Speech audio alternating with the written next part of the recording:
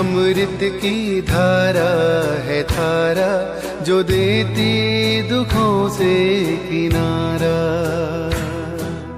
मुरली अमृत की धारा है धारा, जो देती दुखों से किनारा। भूले जीवन में हो जाए शिव बाबा मुरली में समझाए। भूले जीवन में हो जाए शिव बाबा मुरली में समझाए। तुम्हें देवता बनना है प्यारा, देखो गलती न करना दोबारा। ओम शांति। आज 14 मई 2021 की साकार मधुर महावाक्यों। मीठा बाबा कहते, मीठे बच्चे, अभी तुम शूद्र घराने से निकल ब्राह्मण घराने में आए हो। बाप ने ब्रह्मा मुख से तुम्हें एडॉप्ट किया है, तो इसी खुशी में रहो। प्रश्न, कौन सा गुहराज ब्राह्मण कुल वाले बच्चे ही समझ सकते हैं? उत्तर, निराकार शिव बाबा हमारा पिता है और यह ब्रह्मा हमारी माता है।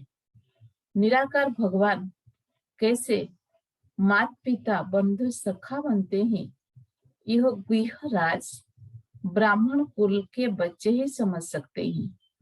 उसमें भी जो दैवी कुल में उच्च पद पाने वाले हैं, वही यह राज यथार्थ रीति समझेंगे। ओम शांति। बच्चे बैठे हैं, समझ रहे हैं कि हमारा बाप दादा आया हुआ है। बाप तो इकट्ठा हो जाता है दादा के साथ, तो कहेंगे बाप दादा आए हैं। वो टीचर भी है, बाप दादा के बिगड़ तो कुछ बता ना सके। बुद्धि चलनी चाहिए, क्योंकि यह नई बात है ना। अज्ञान काल में याद करते हैं सिंगल को, कहेंगे हमारा गुरु फलानी जगह है, उनके शरीर का नाम जानते हैं। हमारा बाबा हमारी माँ फलानी जगह है, उनका नाम रूप सब कुछ है। मनुष्य ने फिर शर्ट में लिख दिया है, मनुष्य ने जो बनाया है उनमें कुछ ना कुछ रंग है। भल गायन है तो में वो माता पिता, यो एक के लिए ही गाया जाता है, ब्रह्मा के लिए भी नहीं गाया जाता है। उनका नाम रूप बुद्धि में नहीं आता, ना विष्णु का ना शंकर का। गाते तो है तुम माता पिता हम बालक तेरे, तो भी बुद्धि ऊपर में जाएगी। कृष्ण को याद कोई कर न सके, याद फिर भी निराकार को ही करेंगे। उनकी महिमा है तो बाप समझाते हैं। यहाँ जो बैठते हो तो लौकिक संबंध से बुद्धि योग निकाल परलौकिक बाप को याद करो। इस समय यह सम्मुख है। भक्ति मार्ग में जो गाते हैं तो आंखें ऊपर करके कहते हैं, तुम माता पिता हम बालक तेरे। हे भगवान को ही याद करते हैं। भगवान जब कहते हैं तो शिवलिंग को भी याद नहीं करते। तोते मिसल ऐसे ही गाते हैं। लक्ष्मी नारायण के लिए भी ऐसे नहीं कह सकते। यह तो महाराजा महारानी है, उनका बच्चा ही माता पिता कहेंगे, बंधु नहीं कहेंगे। भक्त लोग गाते हैं पतित पावन, परंतु यह बुद्धि में नहीं आता कि शिवलिंग होगा। ऐसे ही सिर्फ कह देते हैं हे भगवान। हे भगवान किसने कहा, किसको कहा, कुछ भी पता नहीं है। अगर यह ज्ञान होता मैं आत्मा हूँ, उनको बुलाता हूँ, तो यह समझे कि यह निराकार परमात्मा है। उनका रूप ही लिंग है, उनका रूप ही लिंग है। यथार्थ रीति कोई बाप को नहीं जानते हैं। यथार्थ रीति कोई पाप को याद नहीं करते हैं। उनसे प्राप्ति क्या होगी, कब होगी, यह कुछ भी नहीं जानते हैं। तुम भी नहीं जानते थे, अभी तो बाप के बने हो। तुम जानते हो, हमको शिव बाबा ने ब्रह्मा द्वारा अपना बच्चा बनाया है। यह ब्रह्मा माँ है। इस ब्रह्मा माता द्वारा शिव बाबा ने अडॉप्ट किया है। इस समय तुम अच्छी रीति जानते हो, हम शिव बाबा के बच्चे हैं साकार में। फिर प्रजापिता ब्रह्मा के बच्चे हैं। प्रजापिता ब्रह्मा द्वारा मनुष्य सृष्टि रचते हैं। ऐसा नहीं कि कई नई सृष्टि रचते हैं, नहीं। इस समय आकर गोद में लेते हैं, एडॉप्ट करते हैं। अब माता पिता कहते हैं तो सब शिव पिता ठहरा और माता ब्रह्मा ठहरी। उनको कहा जाता है माता पिता। बाप ब्रह्मा द्वारा कहते हैं, तुम आत्माएं मेरे बच्चे हो। फिर आत्मा को पहचान देते हैं कि आत्मा क्या है। कहते भी है, भ्रुकुट के बीच में रहती है, स्टार मिसल है और कुछ भी नहीं जानते हैं। यह कह न सके कि आत्मा 84 जन्म भोगती है। आत्मा शरीर द्वारा पाठ बजाती है। भिन्न भिन्न नाम, रूप, देश, काल से आत्मा एक शरीर छोड़ती है तो सारा परिवार ही बदल जाता है। कोई अडॉप्ट करते हैं तो परिवार ही बदल जाता है। माता पिता जिससे जन्म लिया उनको भी जानते हैं। फिर जो अडॉप्ट करते हैं उनके घर का बन जाता है। यहाँ तुम शूद्र घराने से निकल अब ब्राह्मण घराने में आए हो। ब्रह्मा तन से तुमको अडॉप्ट किया, तुम तो ब्राह्मण कुल में आ गए। यह बातें शास्त्र में नहीं लिखी जा सकती है, यह समझा जाता है, लिखने से कोई समझते नहीं है। अभी तुम बच्चे ही जानते हो, हम परमपिता परमात्मा की संतान बने हैं। यो हो गई माँ। ब्रह्मा को प्रजापिता ही कहते हैं। इस द्वारा तुम बच्चों को अडॉप्ट करता हूँ। यह कितनी गुह्य बातें हैं, यह कितनी गुप्त बातें हैं, शिवाय सम्मुख के कोई समझ ना सके। समझेंगे भी वह जो इस ब्राह्मण कुल के होंगे, दैवी कुल में ऊंच पद पाने वाले होंगे। नए किसी को बुद्धि में यह बातें बैठेगी ही नहीं, ना बुद्धि में बैठेगा, ना किसी को समझा सकेंगे। तुम्हारे में भी नंबरवार पुरुषार्थ अनुसार है। जिनकी बुद्धि में बैठता है, गाया जाता है, तुम्ही वो माता पिता, याद किया जाता है शिव बाबा को। फिर कहते हैं तुम माता पिता, एक बाप फिर माता पिता कैसे? यह बातें और कोई समझा ना सके। जैसे शास्त्र में व्यास ने जो लिखा है और मनुष्य ने कंठ कर लिया है, वैसे तुमको भी कहेंगे, तुमको कोई ने बताया है, तुमने कंठ कर लिया है। नए मनुष्यों के लिए समझना बड़ा मुश्किल है। यहाँ रहने वाले भी कोई किसी को इतना भी समझा नहीं सकते हैं। तुम आत्मा हो, तुम्हारा बाप परमपिता परमात्मा है। वो बेहद का बाप ही बेहद का वर्षा देते हैं। वर्षा दिया था, फिर पुनर्जन्म लेते लेते 84 जन्म पूरे हुए। अब बाप फिर वर्षा देने आए हैं। यह किसी को समझाना कितना सहज है। तो माता पिता किसको कहा जाता है? विचार की बात है ना। ब्रह्मा द्वारा अडॉप्ट करते हैं, फिर माँ भी जरूर चाहिए। तो जो अनन्य बच्ची होती है, ड्रामा प्लान अनुसार उनको जगदम्बा का टाइटल दिया जाता है। मेल को जगदम्बा नहीं कह सकते हैं, इनको जगत पिता कहेंगे। इनका प्रजापिता नाम मशहूर है। अच्छा, प्रजा माता कहाँ? तो अडॉप्ट किया जाता है माता को। आदि देव तो है, फिर आदि देवी को मुकर्रर किया जाता है। जगदम्बा तो एक ही है, उनकी ही महिमा है। जगदम्बा पर कितना मेला लगता है, परंतु उनके ऑक्यूपेशन को कोई नहीं जानते हैं। कलकत्ता में काली का मंदिर है, बॉम्बे में भी जगदम्बा का मंदिर है। सकल अलग अलग है, जगदम्बा है कौन यह कोई नहीं जानते हैं। उनको भी भगवती कहते हैं। अब जगदम्बा को भगवती नहीं कह सकते हैं, वह तो ब्राह्मणी है, ज्ञान ज्ञानेश्वरी है। उनको पाप से ज्ञान मिला है। तुम सब जगदम्बा के बच्चे हो, ज्ञान सुनकर फिर सुनाते हो। तुम्हारा धंधा ही यह है, तुम्हारा धंधा ही यह हुआ। तुमको ईश्वर पढ़ाते हैं, कोई मनुष्य नहीं पढ़ाते हैं। ये ब्रह्मा भी तो मनुष्य है। मनुष्य कोई कभी पावन बना नहीं सकते। तुमको ईश्वर पढ़ाते हैं, कोई मनुष्य नहीं पढ़ाते हैं। ये ब्रह्मा भी तो मनुष्य है। मनुष्य कोई कभी पावन बना नहीं सकते हैं। मनुष्य की बुद्धि इतनी डल हो गई है जो कुछ भी समझते नहीं है। पतित पावन तो एक ही बाप है, वो आते ही है पतितों को पावन बनाने। ये सारी दुनिया तम प्रधान है, सब पतित है। नई दुनिया पावन, पुरानी दुनिया पतित।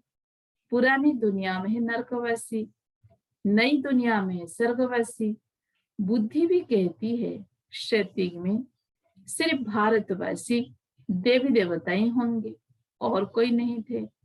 अभी तुम बच्चों को यह ज्ञान मिला है।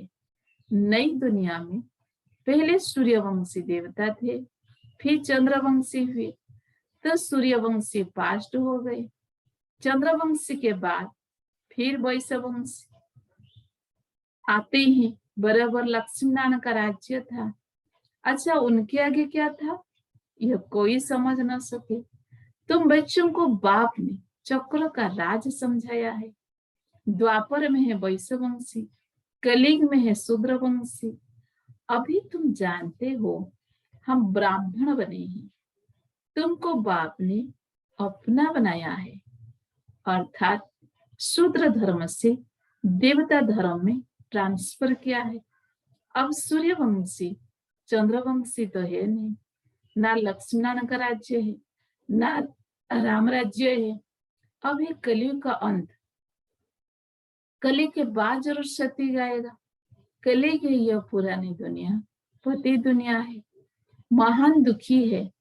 इसीलिए देवताओं की जाकर महिमा गाते हैं, माथा टेकते हैं। अच्छा, लक्ष्मीनारायण को यह राज्य किसने दिया? कई है जो बता सके, कई के भी ख्याल में नहीं होगा, क्योंकि बुद्धि में है कलिग अभी बच्चा है, 40,000 वर्ष पड़े हैं, इसीलिए यह ख्याल आते ही नहीं है। अभी तुमको यह ख्याल आता है। कई बच्चे कहते हैं हमें याद नहीं रहती। क्यों नहीं रहती? क्योंकि सवेरे सवेरे उठकर याद में बैठकर धारणा नहीं करते हैं। समझते भी है, फिर किसी को समझा नहीं सकते। यह तो जरूर होगा। सब एक रस तो समझदार बन ना सके। समझदार भी चाहिए, बेसमझ भी चाहिए। बहुत समझदार तो जाकर राजा रानी बनेंगे। जितना जितना जो जास्ती समझते और समझाते हैं उनका नाम वाला होता है। प्रदर्शनियां होती है तो लिखते हैं बाबा फलाने को भेज दे।